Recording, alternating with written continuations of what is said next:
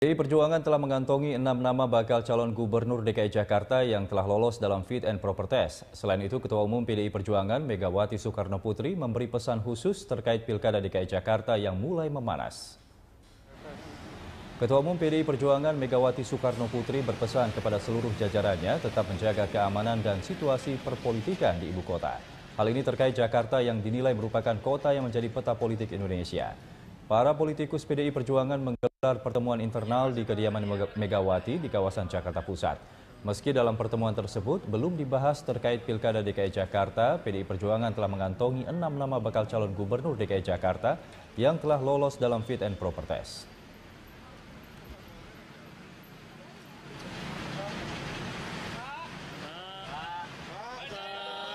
Pesannya ya jaga situasi keamanan, ya jaga situasi ya perpolitikan di Jakarta supaya betul-betul sejuk, nyaman gitu ya, aman gitu ya, sehingga benar-benar di Jakarta ini sebagai ibu kota negara menjadi pertaruhan bagi kita untuk aplikasi Pancasila Bhinneka Tunggal.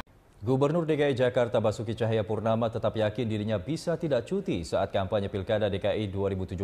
Ahok melihat bahwa sangat berbahaya bagi DKI Jakarta jika pada saat pembahasan APBD kepala daerahnya cuti. Ahok mencontohkan bahwa ada banyak hal yang harus dikawal dari pembahasan anggaran. Ia tidak ingin ada banyak penyimpangan jika ia cuti. Menurut Ahok, ia akan semakin bahaya jika Pilkada berlangsung 2 putaran. Ini berarti bahwa kepala daerah yang ikut Pilkada harus cuti tambahan 2 bulan lagi.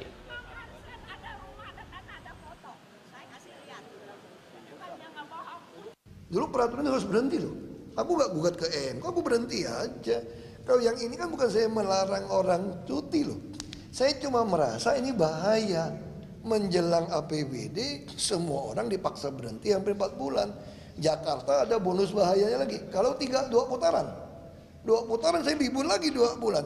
Masa hampir 6 bulan saya nggak kerja. 7 partai politik sepakat menggalang kekuatan melawan Basuki Cahayapurnama di pemilihan Gubernur DKI Jakarta tahun 2017. Ketujuh partai yang menamakan diri dengan koalisi kekeluargaan ini terdiri dari Partai PDIP, Gerindra, Demokrat, PKB, PKS, P3, dan PAN. Koalisi ini bertekad mengusung sendiri pasangan calon gubernur dan wakil gubernur untuk memenangkan pilkada. Calon pemimpin Jakarta yang akan mereka pilih lebih baik dari petahana gubernur DKI Jakarta, Ahok.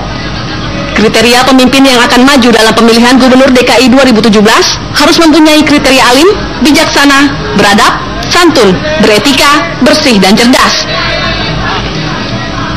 Selain memungkinkan kemenangan besar, makin besarnya partai yang bergabung, setelah menang, gubernur terpilih nanti komunikasi dengan Dewan juga makin bagus, sehingga sejak proses perencanaan di Jakarta ini bisa lebih baik. Namun sejauh ini ketujuh partai ini belum menyepakati nama-nama yang akan diusung. Yang baru santer terdengar adalah PDIP akan mengusung wali kota Surabaya Tri Risma hari ini. Sementara Partai Gerindra telah menyiapkan nama Sandiaga Uno. Apakah Risma dan Sandiaga akan dipasangkan oleh koalisi kekeluargaan belum ada kepastian. Ketua DPW PAN DKI Jakarta Eko Patrio memberi sinyal tidak mudahnya menyepakati pasangan calon yang akan diusung. Bahkan Eko Patrio mengakui masing-masing partai mempunyai dapur sendiri dan mekanisme yang berbeda. Sementara itu, Direktur Eksekutif Indobarometer Muhammad Khodari juga melihat adanya potensi pecah koalisi-koalisi kekeluargaan dalam menantikan pasangan calon gubernur.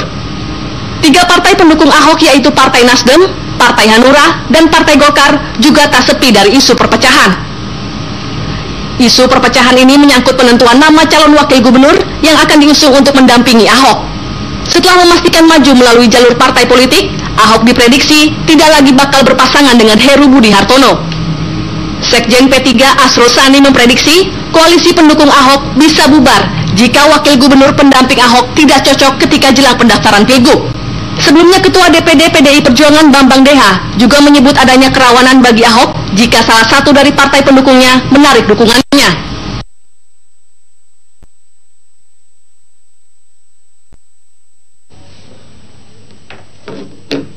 Baik, selamat malam pemirsa, apa kabar? Senang sekali kami hadir menjumpai Anda dalam Pro dan Kontra. Hari ini Kamis 11 Agustus 2016. Dan selama 1 jam ke depan kita akan membahas terkait dengan ancaman pecah koalisi mengusung dan koalisi penantang Ahok.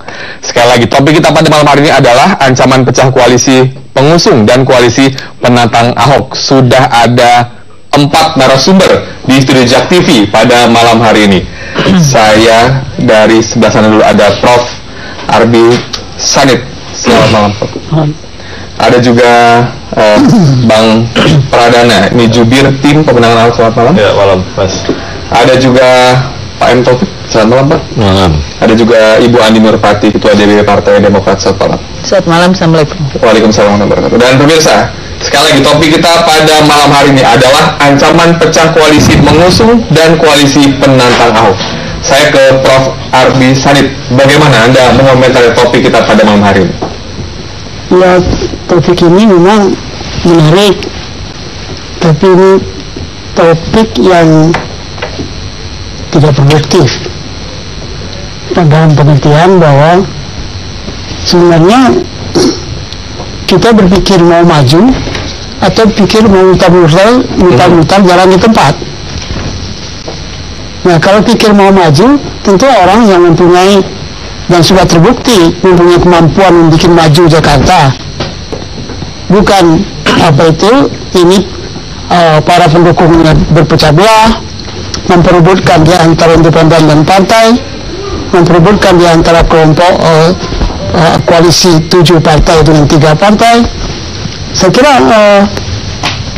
ini semuanya tidak berkaitan, sebab di luar Ahok ya tidak ada bukti yang bisa memajukan Jakarta. Itu persoalan. Bagi saya, kalau Jakarta tidak maju, Jokowi gagal. Ya, sebagai presiden. Itu nawacita omong kosong. Jadi Jokowi mestinya memainkan kartunya supaya ini setidak-tidaknya masuklah dalam pencalonan. Kalau soal menang itu nanti kan dalam pemilihan. Tapi soal pencalonan ini penting. Ya, baik, terkait dengan karakter Ahok yang sedikit bertentangan dengan kata arif, bijaksana, dan tidak menggusur. Bagaimana pendapat Anda, Prof? Kalau Jakarta tidak digusur, ya nggak jadi Jakarta dong. Jakarta mesti menggusur, karena banyak orang yang tidak menggunakan kelebihan menggunakan hak. Itu terlalu banyak di Jakarta nih, tipu-menipu. Buat aja tuh soal bagaimana perkara tanah-tanah Jakarta yang dicapok-capok itu. Wah, tipu-tipunya nggak tanggung-tanggung itu ya. Nah, kalau soal apalagi tadi soal sikap Ahok yang dianggap kurang sopan, kurang halus, terlalu kasar. Ya, mestinya kan kalau bagi saya dari 4 itu kan 3 bagus, 1 itu nggak bagus kalau dianggap oleh umum. Tapi kalau buat saya nggak jadi masalah itu. Karena kalau kita berpolitik emosional, ya itu penting, sopan santun, nah itu penting sekali. Tapi kalau kita berpolitik rasional, nggak ada masalah. Anda lihat aja itu bagaimana Hillary sama si Trump permainannya. Mau yang dikaji-kaji. Baik, saya ke Pak Taufik dulu ya. Pak Taufik ini pemimpin yang diharapkan oleh koalisi kekeluargaan ya, arif, bijaksana, tidak menggusur ya. Sedikit bertentangan dengan Ahok, bagaimana pendapat? Ya, itu kan kriteria yang kami tangkap dari masyarakat. Jadi saya kira itu ya, partai-partai yang tergabung dalam koalisi kekeluargaan masing-masing memunculkan kriteria yang dia serap dari masyarakat. Apa muncullah itu arif, bijaksana, santun, beradab, bersih, cerdas. Masing-masing partai memunculkan itu. Kita nggak ada urusan sama Ahok, nggak ada nih. Kan tujuannya kita ngomongin siapa pemimpin yang lebih baik, maka muncul kriteria. Nggak ada urusan sama Ahok. Bahwa Ahok nggak masuk kriteria ini urusan lain gitu loh. Kan kita bikin kriteria sendiri. Dan kita juga tenang-tenang aja tuh yang 7 gitu. Jadi saya kira kriteria itu yang kami rumuskan adalah hasil serapan dari partai-partai itu di masyarakat. Sehingga itu ada keinginan masyarakat. Tidak menggusur. Saya setuju menggusur, tapi harus pakai aturan menggusurnya. Jangan pakai tentara, jangan pakai polisi. Karena ada aturan. Menggusur itu pakai program. Ini kan enggak gitu loh. Ini kalau mau ngomong contoh-contoh kecil gitu ya. Saya kira soal keberhasilan ya. Indikatornya nggak nyampe tuh. Kemiskinan nambah, Prof. Iya. Apalagi coba. Itu hasil penilaian BPK itu drop semua.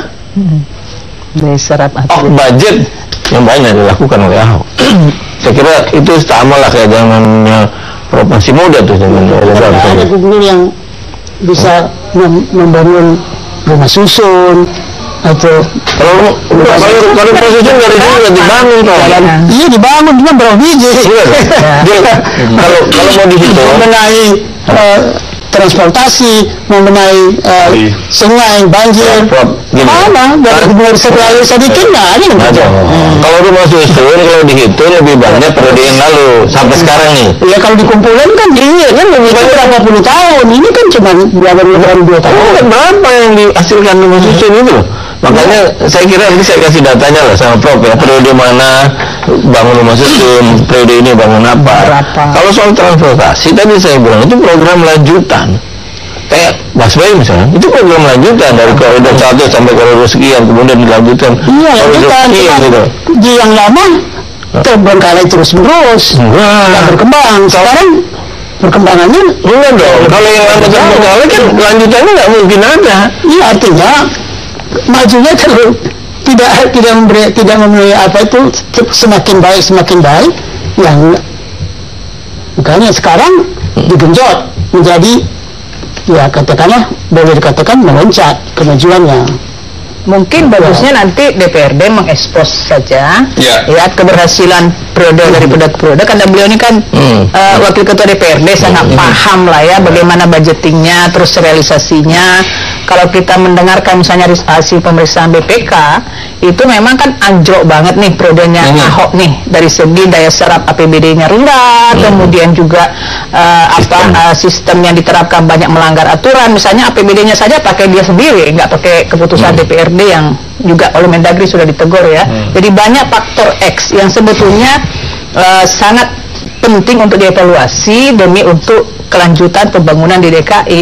Saya kurang setuju kalau dikatakan bahwa hanya Ahok gubernur yang mampu melakukan perbaikan transportasi, penataan-penataan kota. Ini kan program yang sangat berkesinambungan.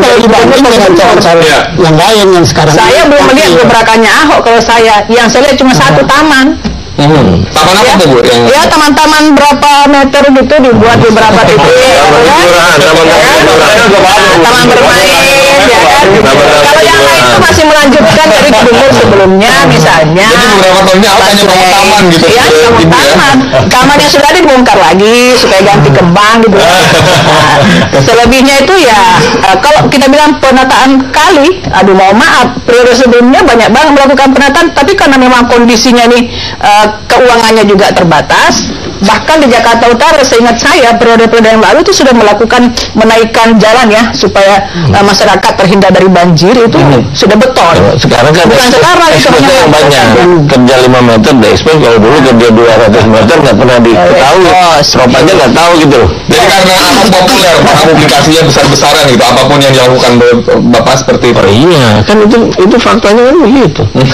Tapi terlepas dari itu, saya kira pilkada kali ini silakan siapapun yang mau maju ya kan. Tentu jalurnya ada 2, jalur perseorangan dan jalur melalui partai politik. Nah, sekarang 7 partai politik ini lagi melakukan suatu upaya untuk berkoalisi bersama untuk menciptakan Jakarta yang lebih baik, tentunya dengan pemimpin yang seperti tadi diharapkan ya lebih amanah, lebih santun, bisa menjadi pemimpin yang bijak dan seterusnya. Menggusur itu tanda kutip apa dulu? Kalau menggusur untuk kebaikan, untuk kebersamaan, why not? Tapi kan ada rambu-rambunya. Apakah sebegitunya orang seperti bukan manusia kemudian ini segala macam ya? Ini yang perlu kita lihat ya. Tujuannya mungkin bagus. Tapi mari perbaiki caranya, karena manusia kan manusia. Nanti saya minta kesempatan Bang Danang sama Prof. Ardi ngomong dan juga berkomentar. Pemirsa jangan kemana-mana, karena kami akan kembali setelah yang berikut. Tetaplah dalam Pro Kontra. Terima kasih Anda masih bersama kami dalam Pro Kontra, dan kami lanjutkan diskusi pada malam hari ini terkait dengan ancaman pecah koalisi mengusung dan koalisi penantang Ahok. Sekarang saya lempar di floor. Koalisi kekeluargaan ini katanya juga rawan pecah, sementara pendukung Ahok juga belum ada calon wakil gubernurnya. Dan Demokrat juga bahkan menyebutkan nama-nama seperti Anies Baswedan dan lain-lain. Baru aja dibentuk masa udah dibilang lawan pecah. Baru kemarin. Ya ini kan kata pengamat di media bilang seperti itu. Bener nggak sih? Itu sebenarnya mungkin banyak kebangun. Gimana ya?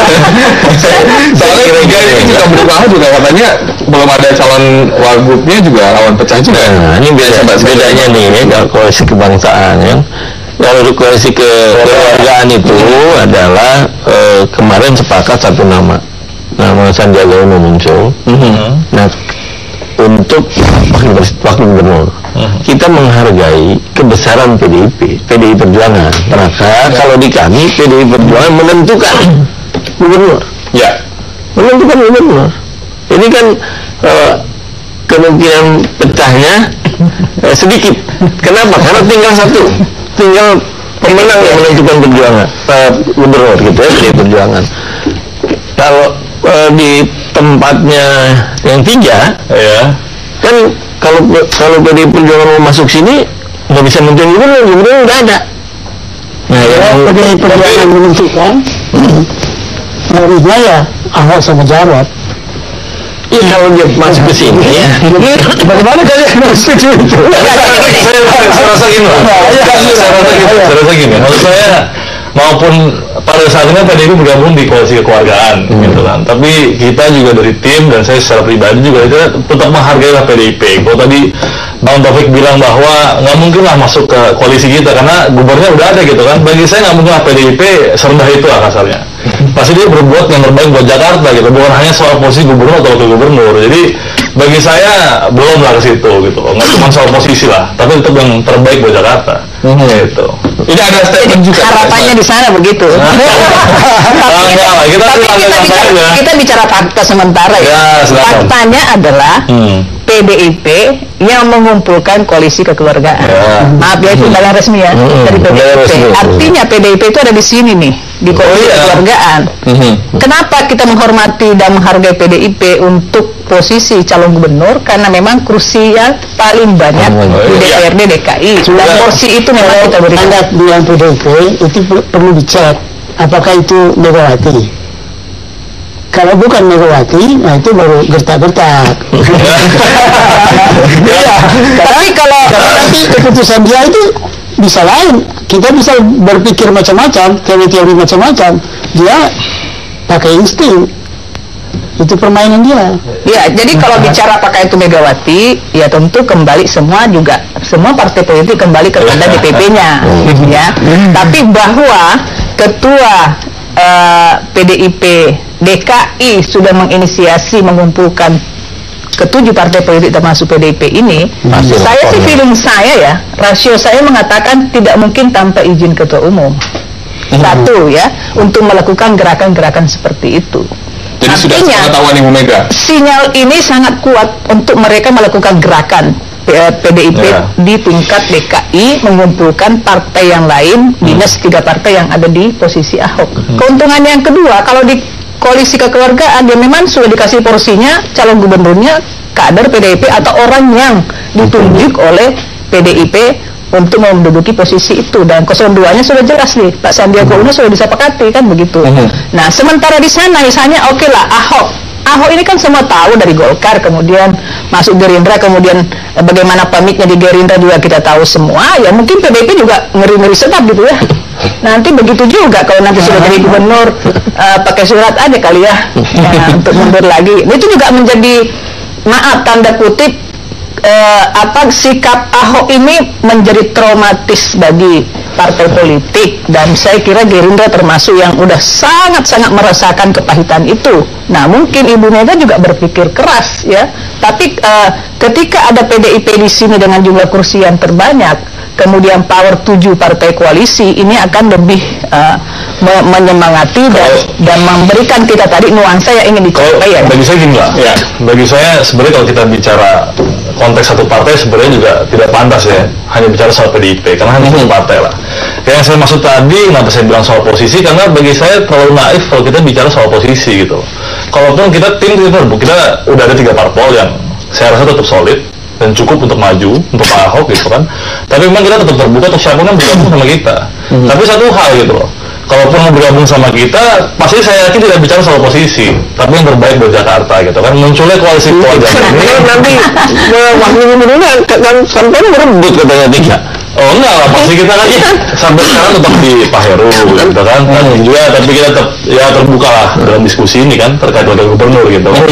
Jadi semua kemungkinan masih ada lah di situ. Ya, ini saya kembali ke kubu sebelah sini ya, bagian sebelah sini. Nah, ini apakah sudah sepakat calonnya Risma dan Sandiaga Uno?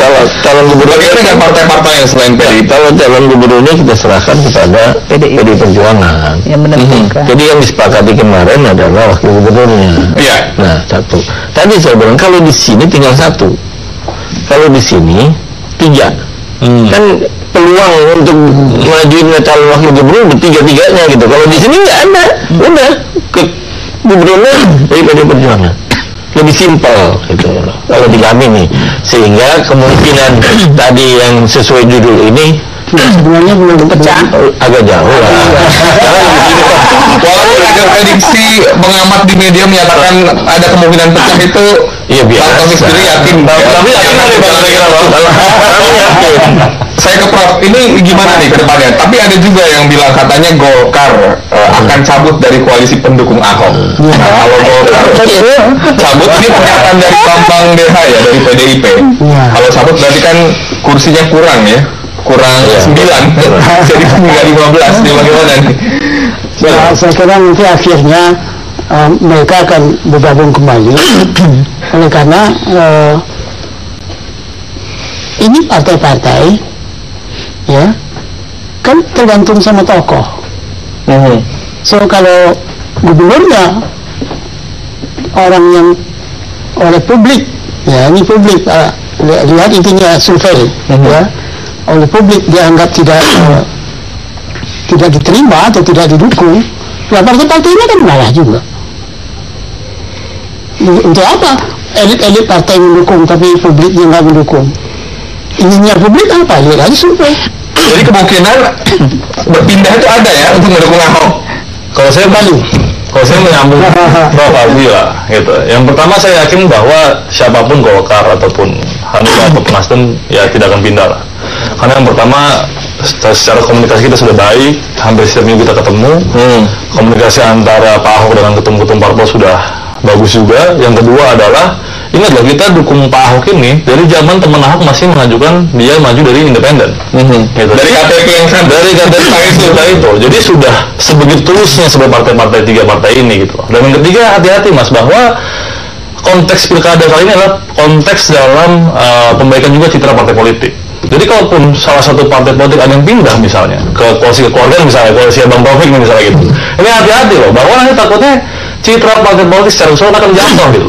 Jadi kita ini berpikir nggak hanya soal pilkada, tapi juga soal bicara citra partai politik secara keseluruhan gitu loh. Itu yang penting. Kalau saya belum meyakini ya, saya baru meyakini kesulitan 3 partai itu kalau sudah daftar di KPU. Ya, ceritain semua bisa terjadi. Itu masing-masing. Jadi pindah-pindah itu masih mungkin. Justru judul ini cocoknya sebelah sana ya. Kami tipis lah. Kami tipis ini. Jadi misalnya begini ya, ini juga dipengaruhi oleh Ahok ya, secara kepribadiannya beliau. Misalnya dulu mencaci maki partai politik dan memilih calon independen atau perseorangan. Injury time, ternyata minta didukung sama partai politik, ya kan? Meninggalkan teman Ahok atau calon perseorangan karena tanda kutip di dalamnya beberapa hal mungkin dipertimbangkan. Pertama, karena KTP itu banyak bermasalah. Ya, banyak orang mengatakan tidak mendukung kok ada KTP saya di situ dan seterusnya. Nah, yang kedua mungkin juga bingung nanti kalau perseorangan saya nggak punya backup partai di DPRD, itu juga bisa jadi pertimbangan. Nah, karena itu tiga partai ini pun saya baru meyakini betul-betul solid kalau sudah mendaftarkan Ahok ke KPU. Ini masih bisa terjadi perubahan. Kalau di kita yakin lah, Bu solid lah. Yakin. Tapi tanda kutip Golkar masih bisa berubah, Pak. Malah saya yakin nanti partai-partai di koalisi Golkar ini, insya Allah nih, hati nurani akan bicara nih. Pasti salah satu yang mudah-mudahan dan bina gitu. Kalau nama boleh sebut nama. Kalau Demokrat, saya berani memastikan tidak mendahului Tuhan, insya Allah tidak akan. Yang pasti Gerindra nggak akan pindah ya itu. Kalau itu juga. Ini luar biasa dari partai yang tinggi yang mungkin karena nggak cocok. Pribadi yang Gerindra. Tapi sedikit masalah survei, ya memang kalau kita melihat surveinya incumbent di mana-mana selalu incumbent di atas. Dulu juga sekarang surveinya Ahok kan cenderung stagnan ya, cenderung stagnan dan belum muncul sebetulnya persoalannya belum muncul calon-calon ini. Tapi kita melihat fakta di lapangan, mohon maaf ya, benar nggak tuh? Tapi kita baca di media, kita dengarkan dari berbagai informasi, Ahok kemana-mana ditolak tuh sama masyarakat, termasuk perkumpulan RT RW DKI menolak Ahok. Itu fakta lapangan ya. Lapisan bawah itu begitu karena mereka menganut nilai tradisional. Tapi harus Anda ingat, Jakarta ini 57% adalah golongan menengah baru yang punya itu. Nah itu kebanyakan nggak ke TPS, Prof. Nah, yang punya itu yang punya itu maunya maju. Ini pinggir liburan itu kalau nggak penting dia sopan santun itu. Tapi gini juga, Bro. Tergantung masyarakatnya yang mana nih gitu. Ya justru itu yang beras menengah baru itu yang mementingkan kemajuan karena dia hidupnya pakai gini. Tidak ada jaminan menurut saya sih ya, tidak ada jaminan bahwa Ahok akan lebih baik lagi ya. Karena kita sudah melihat faktanya. Tapi bagi yang belum terlihat kinerjanya itu ada harapan banyak ya, untuk bisa memajukan DKI. Tahan dulu. Oke. Masih ada lagi yang belum saya jangan mana-mana karena kami akan kembali tetaplah dalam pro kontra. Terima kasih Anda masih bersama kami dalam pro kontra dan masih membahas terkait dengan ancaman pecah koalisi mengusung dan koalisi penantang Ahok. Sebelum saya ke bagian yang sebelah sini, saya kembali ke bagian sebelah sini nih. Jadi siapa nama atau juga calon gubernur dan calon wakil gubernur yang sudah disepakati? Tapi di dalam koalisi kekeluargaan itu lagi-lagi bahwa kan kita menghargai mekanisme internal partai. Kebetulan PDI Perjuangan itu kan partai pemenang di DKI Jakarta sehingga kita serahkan dan mekanismenya pun ya diserahkan kepada partai PDI Perjuangan. Jadi koalisi kekeluargaan tinggal nanti namanya saja muncul siapa. Kita pasti sepakati. Siapapun dia yang dimunculkan oleh PDI Perjuangan ya. Gitu. Strategi untuk melawan Ahok bagaimana? Ya kita berdua dengan PDI Perjuangan punya pengalaman. Naikin Ahok sama Jokowi jadi gubernur kan kita. Nggak ada namanya nih dulu. Ahok sama Jokowi survei pertama 7%. 7%. Kita dulu pertamanya, waduh kita bilang kalah nih. Tapi kita punya cara lah. Apalagi ditambah dengan kekuatan besar ini kan. Ada Demokrat, ada PKB, ada P3, ada PAN. Gitu. Ada jaminan dari Ibu Megawati atau belum?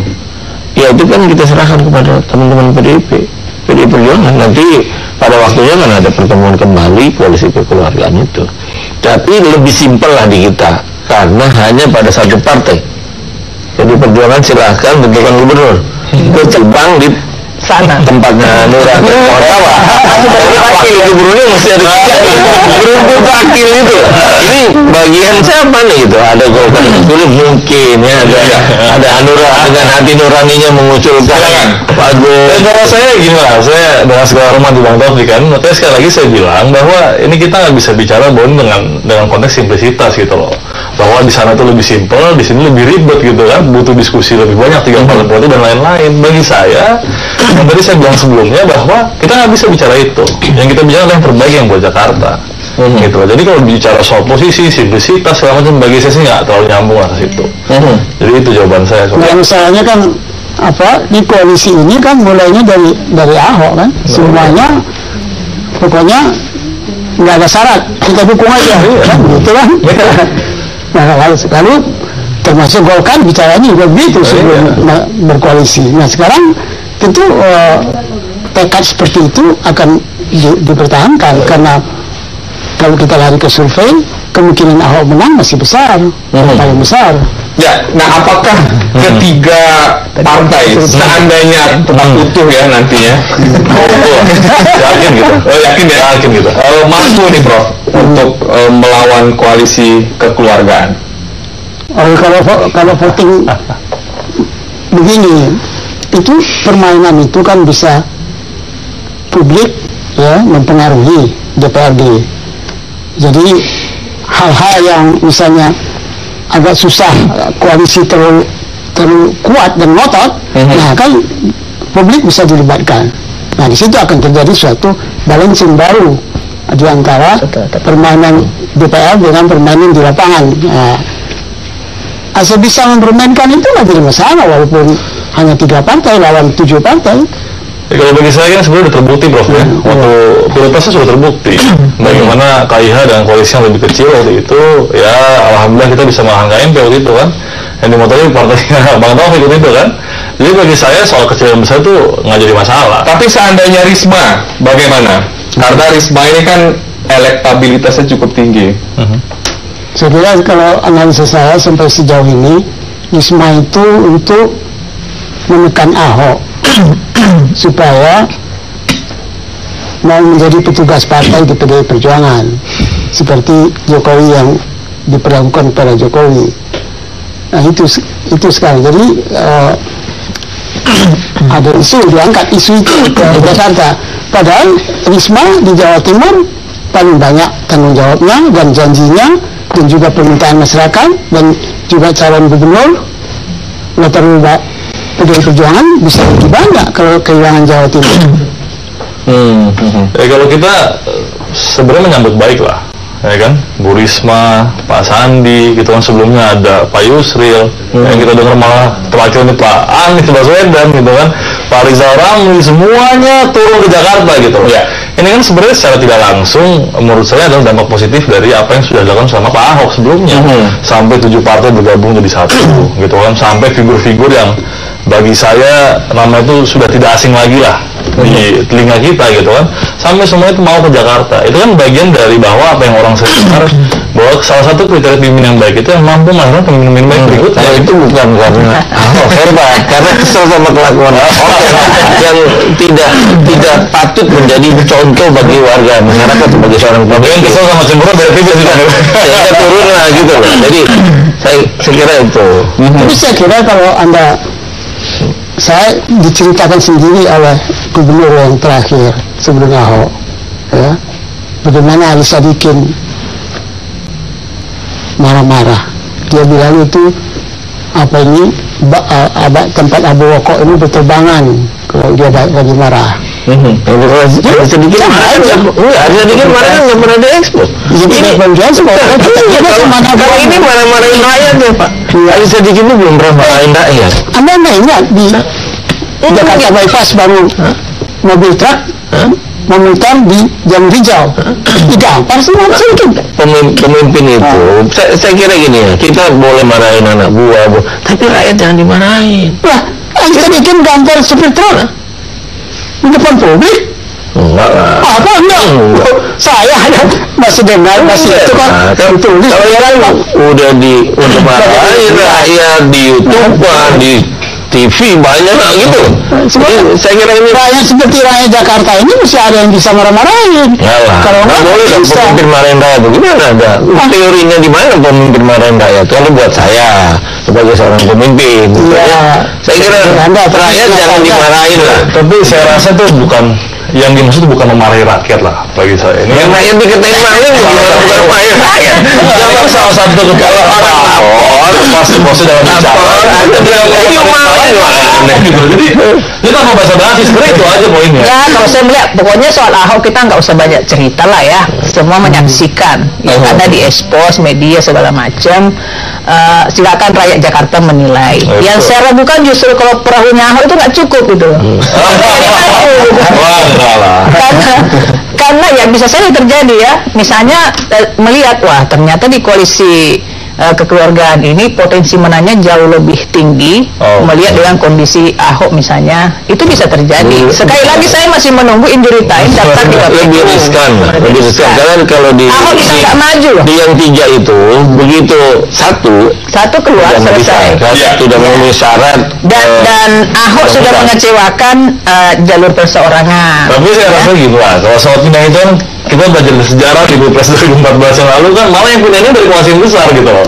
Jadi malah kalau kita dari koalisi yang ramping seperti kita ini kita ragu lah. Maksudnya publik sebenarnya pasti akan ragu untuk ini pecah gitu loh. Dan sejarah udah membuktikan hal itu. Jadi kalau Golkar pindah malah wanti-wanti nih.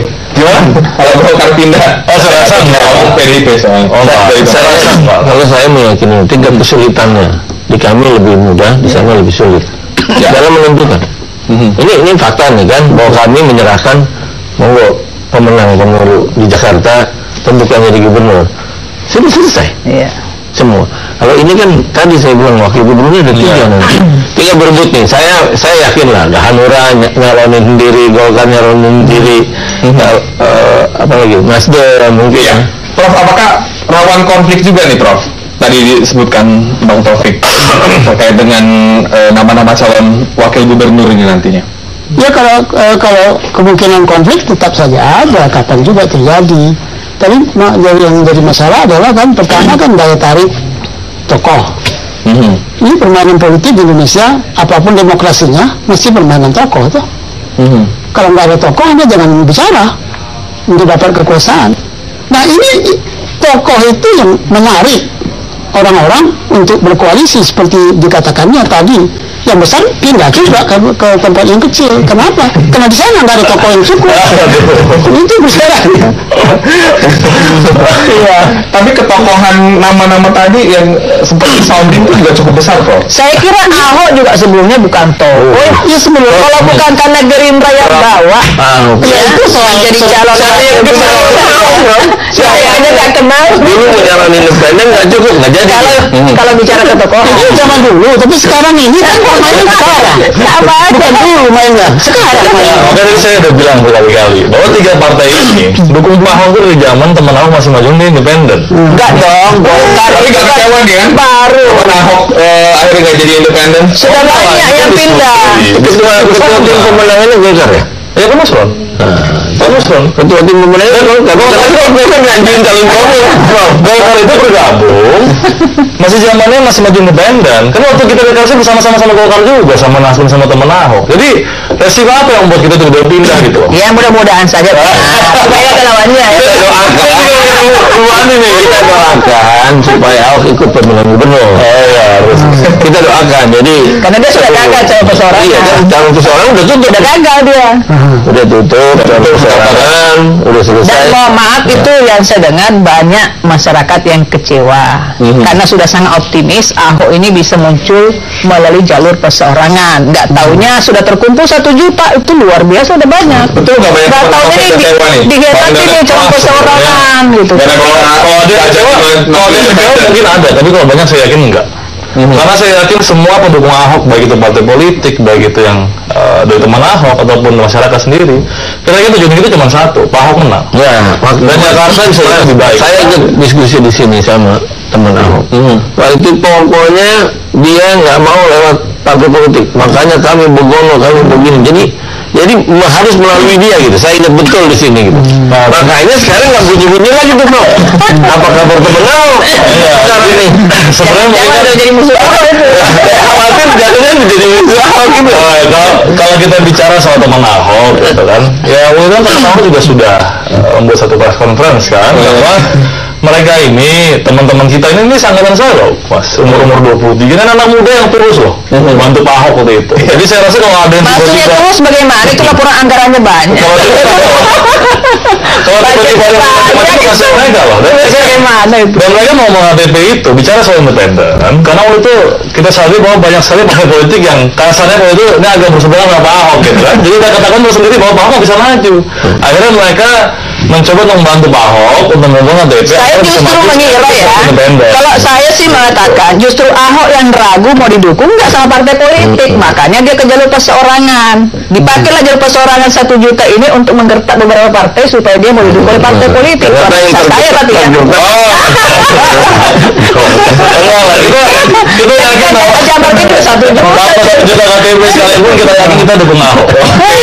Karena prinsipnya gini Mas, prinsipnya gini, kita tidak hanya mendukung Ahok secara pribadi, tapi kita hanya juga meneruskan apa yang disampaikan sama masyarakat. Ini itu poin. Oke, 1 juta itu sekarang KTP ada semua kok.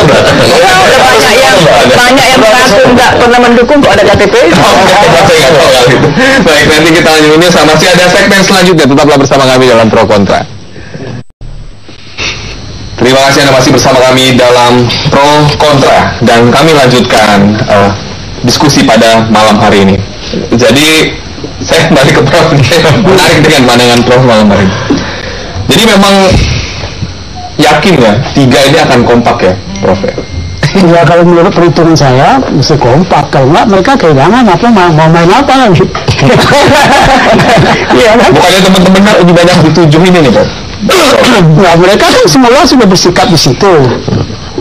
Nah, kalau lari ke sana kan dia nggak ada apa-apa lagi, hilang. Permainannya jadi kosong lah. Game over, tinggal ngikut aja. Game over menangis. Kalau sekarang dengan tetap posisi seperti itu, walaupun kecil tapi kan mandiri. Ya. Kalau lebih satu jadi calon tunggal, Prof. Ya. Kalau satu partai lari dari sana jadi calon tunggal. Satu nggak, Prof. Ada game over. Nggak cukup. Iya. Kalau satu aja lari ini, katakan salah satu. Kalau satu lari, tapi kan ini kan bicara kita kan nggak lari. Iya. Jadi calon tunggal. Seandainya lari, Prof. Calon tunggal. Nah ini kalau komitmennya Hanura sendiri bagaimana nih? Ini kan yang paling besar nih kursinya, Prof. Iya. Prof. Wah, 10 ya. 10 dia kursinya. Bagaimana untuk mendukung Ahok? Ya Hanura saya belum dengar dia. Semua Prof juga. Maksudnya nggak lari, Pak. Kita kan sudah bilang, udah berkali-kali kita bilang, diskusi berkali-kali. Ini juga agak nggak adil juga, kitanya kita mau soalnya yang namanya koalisi itu lah. Tapi saya udah berkali-kali kita bilang, mungkin kita solid. Ya, kursi memang kita paling besar di koalisi kita ya, karena harus 10 kursi. Memang sangat menentukan lah. Jatah wagub dong. Oh, kita bicara solid itu kok. Kita bicara solid itu. Makanya kita yakin kita solid, kita udah dukung Hanura, dukung masih zaman independen, kita udah ketemu sama teman Ahok, kita udah ketemu sama Pak Ahok, kita udah dukung di situ kok. Udah apa alasan kita? Tapi kalau saya belum percaya ya, karena Ahok aja bisa berubah. Dari jalur independen sekian bulan ngumpulin KTP ya. Pencuri tayo. Semua habis. Nyewa mall. Semua artinya apa? Partai politik juga dari pengalaman kita dari seluruh Indonesia, injury time itu ada saja keputusan-keputusan yang berubah. Ya. Apalagi misalnya mempelajari nanti situasi masih ada waktu 1 bulan nih. Cukup, sangat cukup waktu 1 bulan ini untuk mempelajari situasi DKI. Justru di kelompok sana itu sangat meragukan, sangat terus saja keluar. Lebih rawan. Nggak bisa lagi mencalonkan Ahok karena calon persoalangan itu sudah lewat pendaftarannya. Kalau kami kan masalahnya kalau melihat politik Indonesia itu ya partai sebagai institusi itu kalah sama tokoh. Itu persoalannya. Ini rumusannya. Bukan soal tokoh dulu, tapi bagaimana menghantarkan berdasarkan undang-undang itu lewat partai politik. Harus tercukupi. Itu benar. Ini yang problemnya kan tadi. Itu benar. Kalau dari sana lari 1, maka sisa calon tunggal. Iya. Andaikan dari kami ada yang lari tuh kami masih kuat gitu. Itu kalau itu sih benar itu Anda. Tapi kalau dilihat ke lapangannya, bukan begitu. Kita ada gunanya tokoh, kalau pramunya saja nggak ada. Kita di koalisi itu 3 partai ini, kita nggak hanya bicara soal hitung-hitungan, gitu kan? Bahwa tujuan dari Nasdem, dari Hanura, itu yang kursi paling besar dari Golkar, bahwa kita pengen menunjukkan bahwa ke masyarakat terutama, bahwa ini partai politik yang baru, bahwa kita bisa komit loh. Gitu. Jadi ini kita hanya bicara soal Ahok kok. Ya ini jatah cawagup nih. Ini bagaimana nih? Pembagian jatahnya, karena politik kan nggak ada yang tulus. Pasti kan 3 partai ini ada maunya nih. Nah, ini bagaimana? Ya yang pasti masih menjadi diskusi bersama. Jadi kita belum bisa. Diskusi pun masih akan terus berkembang. Ini momentumnya. Ini momentumnya. Di sana masih jadi bahan diskusi bersama. Kalau di kami nggak ada lagi diskusi. Kalau kami sudah menyerahkan kepada pemimpin perjuangan, ini yang saya bilang. Sebenarnya di situ. Tunggal lah dikatanya. Kita masih nunggu. Kalau ada partai dari koalisi kekeluargaan ada mau pindah, kita bisa. Oke lah, kita ikut ajak diskusi bersama. Kan itu gitu. Jadi kita masih pengertian gitu. Kita nggak mau lah kalau ada yang pindah tiba-tiba udah jadi kepotong gitu. Tapi masalahnya masih dipertanyakan itu wakil yang sudah kalian sepakati 7 partai itu apa bisa diterima oleh Mega? Nah ini saya dilihat orangnya ya. Insya Allah diterima. Insya Allah diterima. Cuman kalau feeling saya itu bukannya orang yang bisa dianggap oleh Mega sebagai orang yang bisa dipercayanya untuk berkuasa. Karena kemarin Mega yang bilang juga bahwa belum merestui Bu Mega gitu.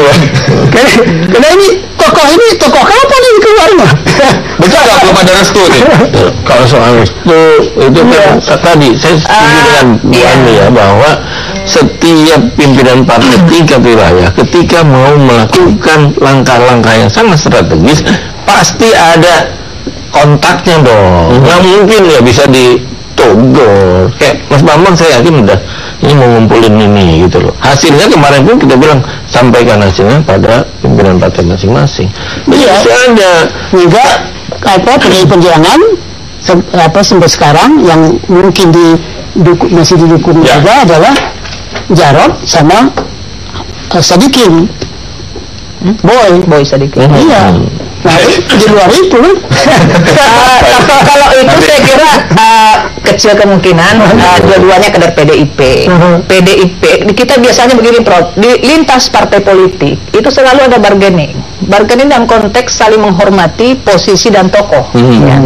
Nah DKI ini memang semua kita welcome bahwa itu posisi calon gubernurnya dari PDIP karena menghormati, menghargai kursi terbanyak di DKI, kursi kedua adalah Gerindra. Jadi yang lain ini bisa menyesuaikan dengan kondisi yang ada, ya sehingga karena tujuannya kan mau menang, ya bukan asal maju ada calon maju gitu, bukan enggak. Jadi karena itu disepakati bahwa calon gubernurnya dari PDIP silakan ditentukan, yang lain sudah nggak akan protes. Oke, baik. Nanti kita lanjut. Masih ada satu segmen yang pemirsa, jangan mana tetaplah dalam pro kontra. Masih dalam pro kontra dan sudah segmen terakhir. Masih terkait dengan ancaman pecah koalisi mengusung dan koalisi penantang Ahok. Waktu kita sangat terbatas. Saya ingin apa yang disampaikan dari Bang Dana dulu. Apa yang disampaikan terkait topik kita malam ini? Yang pasti gini lah. Yang pasti pertama bahwa kami yakinkan kepada publik bahwa koalisi kami tetap solid. Itu kan alasan saya tidak pernah berubah. Dari masih zamannya independen kami sudah mendukung, jadi tidak ada alasan bagi kami untuk tiba-tiba salah satu dari kami cabut dukungan. Itu satu. Yang kedua, kami juga masih menunggu jika memang kalau dari salah satu partai politik di koalisi keluarga untuk mau pindah, kami persilahkan gitu kan. Kami juga secara partai Hanura masih menjalani komunikasi dengan semua partai politik, kemarin sama partai Bang Taufik Gerindra gitu kan, nanti insya Allah besok sama PKS.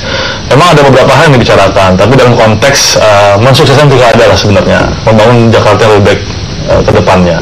Nah yang ketiga, bahwa yang tadi saya bilang bahwa saya memberikan selamat sebenarnya terbentuk koalisi keluargaan yang Bu Andi, Bang Taufik, bahwa secara langsung ini kan hebat sebenarnya. Dampak dari Pak Ahok yang sampai 7 partai bergabung jadi satu gitu kan, sampai muncul nama-nama yang kita nggak asing lagi gitu, karena seorang Ahok gitu loh. Jadi itulah hebatnya Ahok, memunculkan pemimpin hebat berikutnya. Baik, silakan Prof. Ya,